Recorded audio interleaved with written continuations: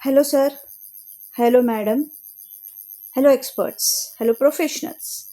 तो आज हम देखने वाले हैं रिगार्डिंग बहुत लोगों को डाउट्स है रिगार्डिंग दिन केवाईसी, जो कि अभी अप्रैल से लेके जून का टाइम, पहले अप्रैल से सितंबर तक का टाइम होता था, लेकिन अभी एज पर the amendment passed amendment resolution amendment passed on 2025, it was clearly mention that अभी जो टर्म होगा वो डीन केवाईसी का टर्म होगा only for 3 months, April to June तक का, 30 जून तक हमें फाइल करना है। तभी इसमें डाउट ये है कि डीन केवाईसी क्या अभी जैसे 3 इयर्स का पीरियड है तो ये साल करना है या नहीं करना है। अगर जिनका एग्जिस्टिंग डीन केवाईसी ऑलरेडी 24-25 में केवाईसी हो गया है, मतलब पहले से ही डीन नंबर था और उनका लास्ट ईयर में 25-26 को केवाईसी हो गया है, तो उनको फिर से ये साल वो जो 3 इयर्स का टर्म है वो अभी से लागू होगा या नेक्स्ट ईयर से लागू होगा, मतलब 26-27 में लागू होगा या 26-27 के बाद लागू होगा। तो वो कन्फ्यूजन हम अभी दूर कर लेते हैं, क्योंकि MCA की तरफ से एक क्लियर FAQ आया है जिसमें सारे डाउट्स एकदम क्लैरिफाई हो जाएंगे आपके भी। तो important update MCA for directors, ये अपडेट यहीं पे है। अगर आप देखोगे MCA में नीचे जाके नोटिफिकेशंस एंड अपडेट्स में व्हाट्स न्यू वाला जो टैब है यहाँ पे क्लिक करना है, एंड वहाँ पे important MCA update for director on new DR3 KYC web form, वहाँ पे क्लियरली लिखा है, तो पढ़ लेते हैं हम लोग। The Ministry of Corporate Affairs has introduced significant changes to the DIR3 KYC compliance framework with the objective of simplifying the regulatory requirement and enhancing the ease of compliance for directors. Now, key highlights of the amendment. Director अगर hold कर रहा है DIN as on 31st March of financial year shall now be required to file DIN KYC web once every third consecutive financial year on or before 30th June. अगर 31st March financial year में अगर director is holding DIN number as on 31st March, अगर suppose ये वाला year है as on 31st March 26, आपका DIN number आप hold कर रहे हो, तो उसके once in every third consecutive financial year on और बिफोर 30th जून, मतलब ये अभी अप्लीकेबल नहीं होगा, ये जो आगे से मतलब यहाँ अभी से स्टार्ट होगा, मतलब अप्रैल, मतलब 26-27, 27-28, 28-29, 29 को हमें 29 मतलब अप्रैल से जून तक का जो टाइम पीरियड है उसमें फाइल करना है, मतलब अभी नहीं करना है। अगर आप DIN होल्ड कर रहे हो एज ऑन 31st मार्च, ठीक है, तो अगर हमने जनवरी में ही हमारा सपोज नया DIN कोई मिला है, लिया है, तो वो एज मतलब इसका मतलब एज ऑन 31st March 26, अगर ये साल की बात करें तो एज ऑन 31st March आपका DIN नंबर है, तो आपको ये अगले साल अगले 3 साल के बाद अप्लीकेबल होगा, मतलब 28-29, वो भी क्लियर कर यहाँ पे क्लियरली बोला है, डोंट बी कंफ्यूज। पढ़ लेते हैं। Any change in directors mobile number, email ID or residential address must be updated within 30 days through DR3 KYC web along with the prescribed fee under the company's registration offices and fees rules 2014, ठीक है। और अगर इसमें कोई भी change होता है तो कोई प्रॉब्लम है, वो विद इन 30 डेज करना है हमें, लेकिन इसका और KYC का जो ड्यूरेशन है वो अफेक्ट बिल्कुल भी नहीं होगा। दिस इज डिफरेंट, अगर चेंजेस है तो वो करने हैं, बट KYC के जो रूल्स है जो 3 कॉन्सिक्यूटिव ईयर्स है दैट इज डिफरेंट, तो इट विल नॉट अफेक्ट। ये हमने अभी तो फाइल किया है, but it is you have filed it for change, not for regular DIN KYC। तो DIN KYC का जो रेगुलर होगा वो it will not affect this changes, any kind of changes, वो भी यहाँ पे क्लैरिफाई किया है, आगे इलुस्ट्रेशंस में और क्लैरिफाई हो जाएगा, मैं सिर्फ अभी एक्सप्लेनेशन दे रही हूँ। Next is form DIN KYC DR3 KYC and DR3 KYC web पहले कैसे DR3 KYC was different and DIN KYC web was different. DR3 KYC पहले क्या था, अगर फर्स्ट टाइम अगर आप DIN KYC कर रहे हो आफ्टर अलॉटमेंट ऑफ DIN, तो आपको DR3 KYC करना पड़ रहा था, और रेगुलर के लिए DR3 KYC वेब। लेकिन अभी now these two forms has been substituted with the form DR3 KYC web। तो अभी KYC और KYC web अलग नहीं है, एक ही है अभी DR3 KYC web। so next पढ़ लेते हैं। These amendments shall come into force from 31st March 2026 while notification number this dated 31st December 25। तो ये जो अमेंडमेंट आया है 31st दिसंबर को क्लियरली आया है 25 को, तो अभी हमें ये अप्लाई होगा अभी, ठीक है, 31st March 26 से। Any pending DR3 KYC web और DR3 KYC e forms currently in draft pending और पेंडिंग फॉर DAC अपलोड और payment status would be marked as cancel. Okay, and stakeholders are requested to file new DR3 KYC web from effective from 31st March 2026।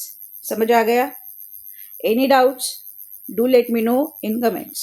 I will definitely consider it. These measures aim to strengthen corporate governance while reducing repetitive compliance burden for directors। ठीक है ना? बहुत सारे director वो हमेशा हमें call करके मतलब जब भी हम KYC करते थे तो हमेशा वो लोग बोलते थे कि अरे मैम ये क्या एवरी ईयर करना पड़ता है क्या, एवरी ईयर करना पड़ता है क्या, ऐसे हो जाता है। तो अभी उनका कंप्लायंस बर्डन भी कम हो गया। बार बार OTP के लिए हमें भी टेंशन तो होता ही है ना, प्रोफेशनल एज ए प्रोफेशनल हम डायरेक्टर को OTP के लिए कॉल करते हैं एवरी ईयर, वो जो पीरियड रहता है तो वो थोड़ा सा हेक्टिक भी हो जाता है। चलो नेक्स्ट, अभी इलुस्ट्रेशन एकदम क्लियरली अपना जो भी डाउट होगा ना आपका सब क्लियर हो जाएगा। Illustrative scenario, illustration 1, where DIN is allotted during the financial year 25-26 from form DR3 KYC web shall be filed once every 3 consecutive financial year. Accordingly, the first filing shall be due from April 29 to June 29 and thereafter every 3rd financial year। मतलब अगर DIN आपको allot हुआ है during 25-26, मतलब अप्रैल से लेके मार्च तक आपके पास अगर DIN है तो DIN KYC web shall be filed 3 consecutive financial year, once in every 3 consecutive financial year। इसका मतलब फर्स्ट फाइलिंग कब आएगा? अभी नहीं आएगा, मतलब अप्रैल 26 जून 26 में नहीं आएगा, डायरेक्टली कभी आएगा? Due from April 29 to June 29। यानी कि अगर 25-26 में आपको DIN अलॉट हो गया है लास्ट ईयर, ठीक है, कोई भी ड्यूरेशन में अप्रैल 25 से लेके 31st मार्च 26 तक अगर आपको DIN अलॉट हुआ है, हाँ DIN अलॉट हुआ है, तो आपका जो DIN KYC वाला जो ड्यूरेशन होगा, DIN KYC web form file करने का जो ड्यूरेशन है वो 29 को आएगा, ईयर 29, अप्रैल 29 से लेके जून 29 तक, ठीक है। 1 अप्रैल 2029 से लेके 30 जून 2029 तक आपको वो कंप्लीट करना है, मतलब वो साल में आएगा 29 को, अभी कुछ भी नहीं करने की ज़रूरत है, ठीक है। इलुस्ट्रेशन 2 और वो भी क्लियर हो जाएगा, बाकी जो भी डाउट्स है, रिमेनिंग बैलेंस जो डाउट्स है वो यहाँ पे क्लियर हो जाते हैं। अगर where DIN is already filed, where director already filed DR3 KYC e-form और DR3 KYC web first time या फिर consecutively for the financial year 25-26, that is where DIN allotment date is on or before 31st March 25, no filing shall be required for 26-27, 27-28, कभी करना है directly 28-29 को आएगा आपका filing, ठीक है। Provided there is no change in the KYC particulars. Accordingly, first filing in such case shall be due from April 28 से जून 28. क्यों? क्योंकि हमने अगर इसके पहले ऑलरेडी किया है, सपोज, ठीक है, डीन केवाईसी ऑलरेडी पहले ही अलॉट हो चुका है. ये जो है ना, यहाँ पे जो लिखा है ना, ये फर्स्ट टाइम डीन आया है, लास्ट ईयर में ही हमें डीन मिला है. ठीक है, लास्ट ईयर ही डीन मिला है इन दैट केस. और ये जो है ना, रेगुलर जो डीन केवाईसी करते हैं ना, वो वाला टाइम है, ये वो वाला टाइप है.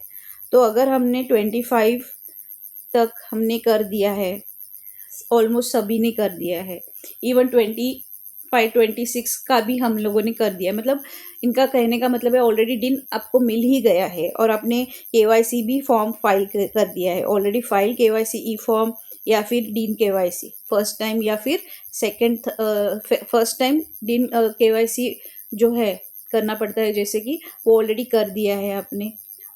तो इन दैट केस आपको 26, 27, 28 वो वाला ईयर भी कंसिडर होगा. मतलब जैसे कि 25, 26, 26, 27, 27, 28.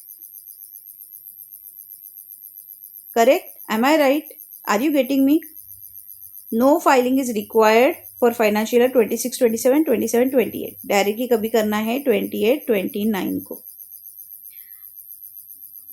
28, 29 नहीं, सॉरी, 28 को डायरेक्टली करना है. मतलब क्योंकि 25, 26 को ऑलरेडी हो गया है. ठीक है, 26, 27, 27, 28. तो ये मुझे नहीं समझ आ रहा है कि ये लोग अभी यहाँ पे इन्होंने, अच्छा, एज ऑन 31 मार्च 25 है, इसके लिए 25, 26, 26, 27, 27, 28. तो ये 3 साल तो गए, अभी करना है हमें, वो 3 साल हो गए. तो आएगा जब, कभी आएगा, 1 अप्रैल 28 से लेके 30 जून 28 तक आपको ये फाइल करना है. मैं बोलूँ एक चार्ट ही बना लो, जिसमें वो चार्ट में मैं आपको वो भी शेयर कर दूंगी चार्ट. तो वहाँ पे उसको आपको क्लियरली समझ आएगा. अगर आपका डिन नंबर 25, 26 में ऑलरेडी जस्ट अप्लाई किया है आपने, इन 25, 26 न्यूली अप्लाइड है, तो आपका जो डेट आएगा वो अप्रैल 29 आएगा. ठीक है, 29 ईयर में आएगा आपका, आपको जो केवाईसी करना होगा. एंड अगर आपका as on 31 March 25 already DIN allotted है, ठीक है, तो आपको 28 में फाइल करना है. एकदम क्लियर है ये. ठीक है, नेक्स्ट लास्ट में बाकी बैलेंस जो भी डाउट्स है वो और क्लियर हो जाएंगे. इलुस्ट्रेशन 3 में है कि where the DIN allotted on 1 January 26, मतलब कि क्या फाइनेंशियल ईयर आएगा 25, 26, and the director updates the mobile number, email ID और residential address in financial year 27, 28. Suddenly 27, 28 में अगर कोई वो लोग कुछ मोबाइल वगैरह ऐसा कुछ चेंज करते हैं, bye filing DR3 KYC web, the 3 year compliance cycle shall be reckoned from the financial year 25, 26 only. ठीक है, in which the DIN is allotted. So इसका मतलब इसका कुछ भी चेंज हो, ये चेंजेस वाला जो फॉर्म रहेगा उससे केवाईसी का जो पीरियड है बिल्कुल भी अफेक्ट नहीं होगा. केवाईसी का पीरियड वही रहेगा. अगर 25, 26 है तो 25, 26, 26, 27, 27, 28, 28, 29 अप्रैल से लेके 30 जून 29 तक आपको फाइल करना है डीन केवाईसी. वो जो 3 years हैं वैसे एप्लीकेबल हो जाएगा, क्योंकि आप यहाँ पे क्लियरली लिखा है ना, जैसे कि अगर आप 25, 26 एज ऑन 31 मार्च 26 आप होल्ड करते हो केवाईसी, सॉरी डीन नंबर, तो आपको ये वाला है डेट ही एप्लीकेबल हो जाएगा. Is that clear? Am I confusing you और not? Do let me know. और एनी सच डाउट्स मैं क्लियर कर दूंगी और आप कमेंट में बता दीजिए मुझे. ठीक है, एंड जल्दी ही मैं, अगर अच्छा रिस्पॉन्स आया तो मैं जल्दी ही मेरा ईमेल आईडी भी आपको शेयर कर दूंगी, so that we will connect directly. Any update made in financial year 27-28 will not impact the cycle for KYC compliance.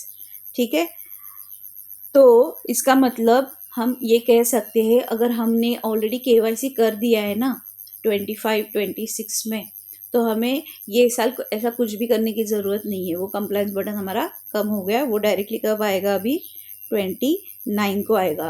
26 ना, 27, 26, 27, 27, 28, 28, 29, 29 1 अप्रैल 29, 30 जून 29 को आएगा. ठीक है, समझ गए? एकदम क्लियर हो गया ये डाउट?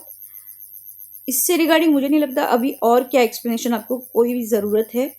अगर कुछ भी कन्फ्यूजन स्टिल है, डू लेट मी नो. आप please do let me no. हम पूरी कोशिश करेंगे. और जो आपको और कोई टॉपिक पे जानकारी चाहिए तो हमें प्लीज़ बताइएगा. We are practising CS and we are practising since 14 years. So अभी 14 ईयर्स, अभी 15 ईयर्स लग जाएगा. तो प्लीज़ हमें सपोर्ट कीजिए और चैनल को सब्सक्राइब कीजिए.